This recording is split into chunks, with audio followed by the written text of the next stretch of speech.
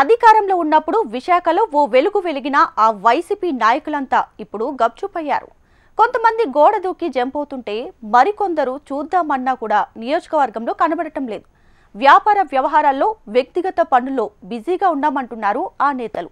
ప్రజాక్షేత్రంలో మాత్రం పారా హుషారయ్యారు.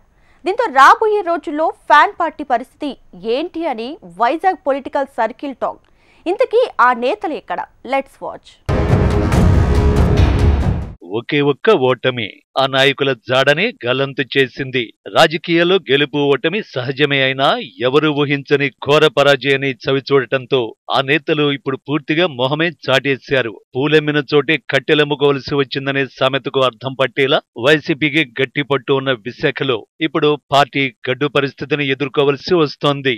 అధికారంలో ఉన్నప్పుడు చక్రం తిప్పిన నేతలంతా ఒక్క ఓటమితో గప్చుప్పైపోయారు. పూర్తిగా పార్టీ కార్యక్రమాలకు దూరంగా ఉంటున్నారట. విశాఖపట్నంలో వైసీపీ కింగ్స్ అన్న నాయకులు ఇప్పుడు అడ్రస్లు మార్చేశారు. తూర్పులో మాజీ ఎంపీ ఎంవివి సత్యనారాయణ మాయమైపోయారు. పశ్చిమంలో అడారి ఆనంద్, ఉత్తరంలో కేకే రాజు కనపడ్డం లేదు. ఇప్పటికే భీమిలి నుండి అవంతి జంప్ అయిపోయారు. పెందుర్తి అదీప్ రాజు అడపదడప ఉన్నాను అని గుర్తు చేస్తున్నారు. నాడు పార్టీలో కీలకంగా వ్యవహరించిన వీరంతా సైలెంట్ అవడం, సొంత పనులకి పరిమితమైపోవడంతో క్యాడర్ అయోమయంలో పడిపోయిందట.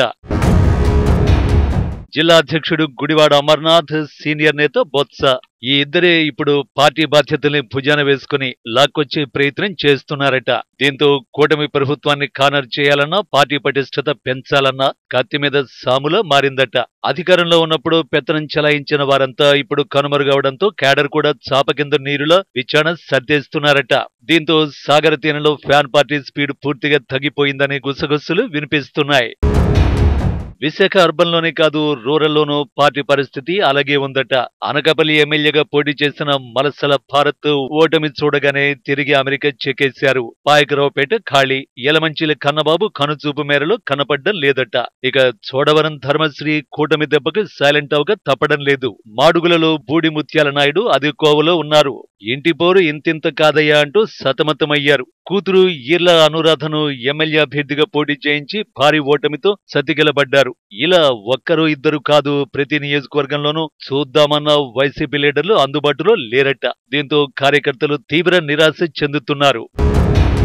విశాఖ జిల్లాలో వైసీపీ పరిస్థితి మరింత తీసికట్టుగా మారడంతో పార్టీలో ఉండలేక, పక్క పార్టీలోకి వెళ్లలేక దిక్కుతోచని పరిస్థితుల్లో పడిపోయారట కొంతమంది లీడర్లు. కొంతమంది అందిన అవకాశాల మేరకు పార్టీ కండువాలు మార్చేస్తున్నారు. ఇలా ఒక్కొక్కరు పార్టీ నుంచి జారిపోతుంటే పార్టీ పుంజుకోవడం ఎలా అనే అంతర్మథనం ఆ పార్టీ నేతల్లో మొదలైంది. అధికారంలో ఉన్నప్పుడు ద్వితీయ స్థాయి నాయకత్వాన్ని పట్టించుకోకపోవడం, ఒంటెత్తు పోకడలతో గత ఎన్నికల్లో ఘోర పరాజయం పాలయ్యామని క్యాడర్ చర్చించుకుంటోందట. పార్టీకి పూర్వ వైభవం రావాలంటే నేతలు ముందుకొచ్చి ప్రజల పక్షాన నిలవాలని, క్యాడర్లో నమ్మకాన్ని పెంచి కలిసి నడవాలని కోరుకుంటున్నారు. అప్పుడు మాత్రమే పార్టీ పటిష్టమవుతుందనే ఆశాభావాన్ని వ్యక్తం చేస్తున్నారు. సోషల్ ఇంజనీరింగ్ పేరుతో అనవసరమైన హడావిడి చేశారు తప్ప పార్టీ కోసం కష్టపడి పనిచేసిన వారికి ప్రాధాన్యం ఇవ్వలేదు అనే అంతర్మథనం ఆ పార్టీ నేతల్లో ఉంది. ఇప్పటికైనా ప్రత్యర్థుల్ని టార్గెట్ చేయడమే పనిగా కాకుండా సొంత పార్టీ పటిష్టతకు నేతలు పనిచేయాల్సి ఉంది అనేది పొలిటికల్ టాక్. చూడాలి మరి విశాఖ నేతలు ఈ విషయాలు పట్టించుకొని అజ్ఞాతం వీడుతారు, లేక సొంత ప్రయోజనాల కోసం వేరే జెండాల చెంతకు చేరుతారు.